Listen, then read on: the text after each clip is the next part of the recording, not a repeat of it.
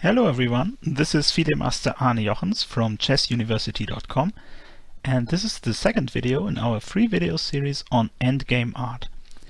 For an introduction to this series, please refer to the video titled Endgame Art number 1. And in this video we are going to look at one more study by the great Richard Reti. This one was first published in 1928, and later in 1935 a corrected version by Henri Rinck appeared, which is the version that we are looking at here. So you can see that white has two pieces and black only has two pawns. And the task is to find a way for white to win this position. And it is white to move. Now this may seem easy at first glance, but we should note that the black pawn here is actually threatening to promote. And the white pieces are a bit clumsily placed. The bishop is getting in the way of the rook, so it's not as easy as it seems. And also, even if you have found a way to stop these pawns, this will not mean that black's defensive resources are exhausted. And this is a general point that is true about many studies. Oftentimes, the hardest thing about solving such a study is not to find the best moves for white, but the hardest thing is actually to find the best moves for black. To find all the defensive resources that black has and to anticipate them, to then in turn choose the right move for white from the very beginning. And this is the case here. So if you want to try to solve the study, try to keep this in mind and try to look very hard for potentially hidden resources that black may have.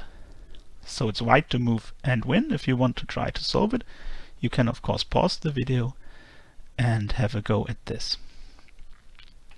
Okay, so if I were to solve this study, I would think we should find a way to stop these pawns, obviously.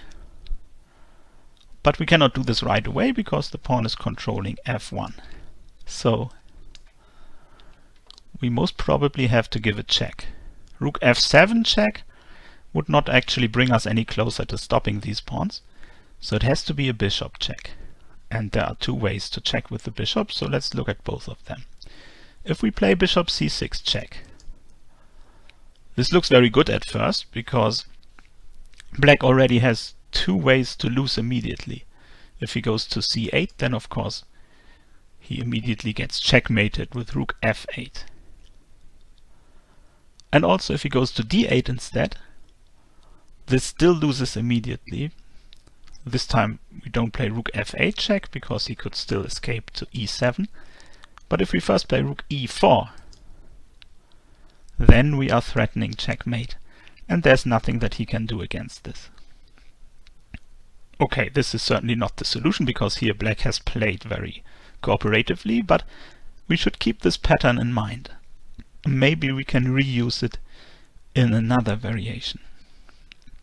So after bishop c6, black should certainly not go to the back rank, but instead he should play king d6 or king e7, which would be very similar.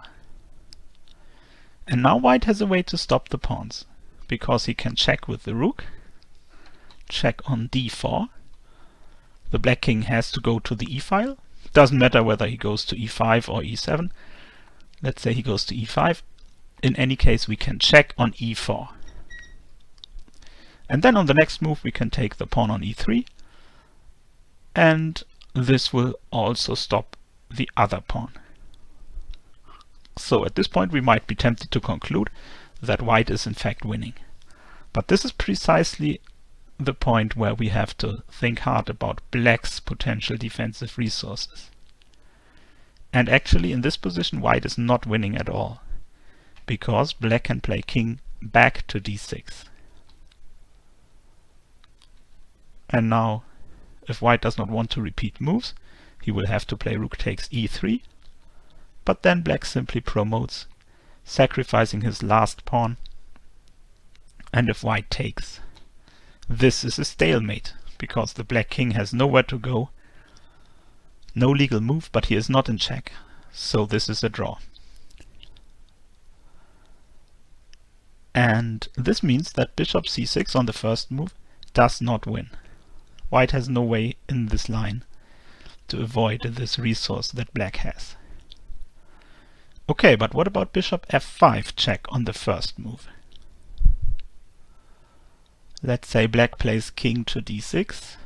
Again, he could play king to d8. But this would be very similar.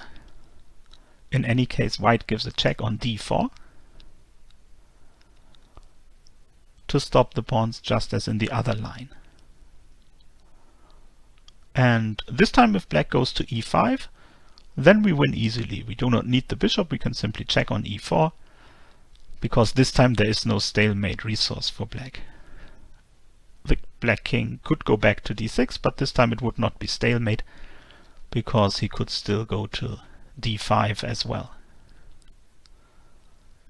And if he takes the bishop, of course we just take the pawn. And this time white does win easily. Okay, so maybe this is winning in any case. But what if black goes to e7 here?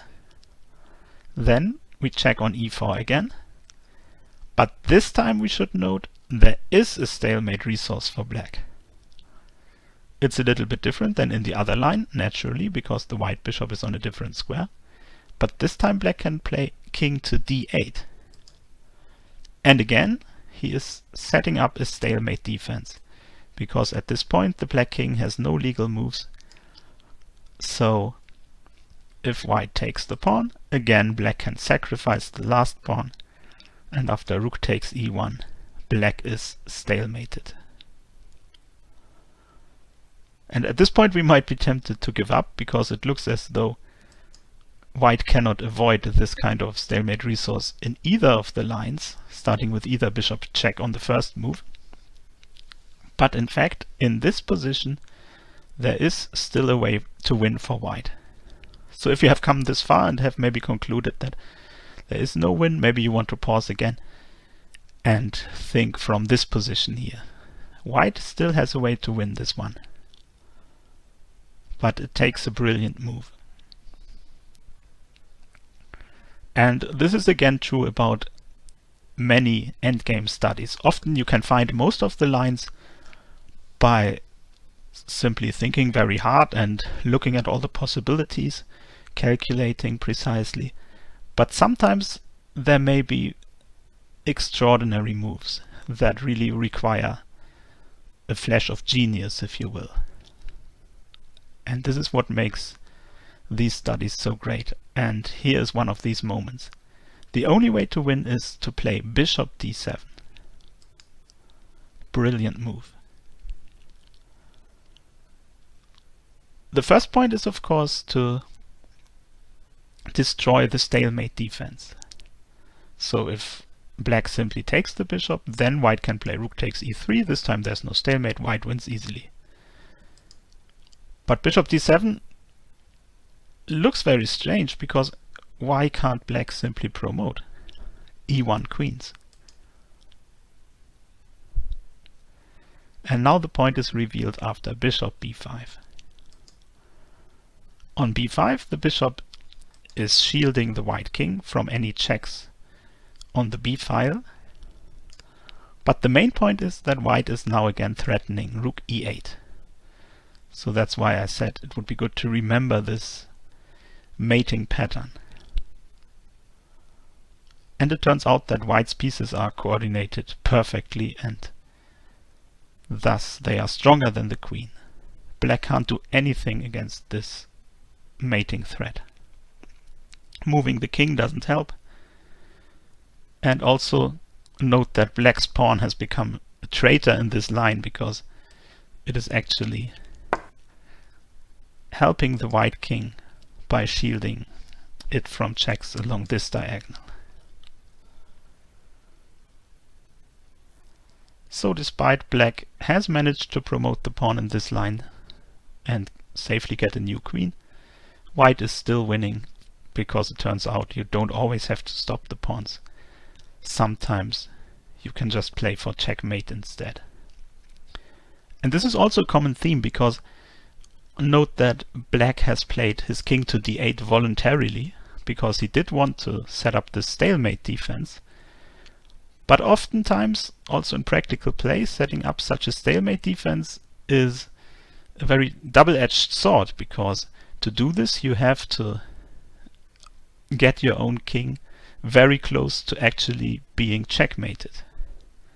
And sometimes there may be a surprising way for the opponent to exploit this, as here.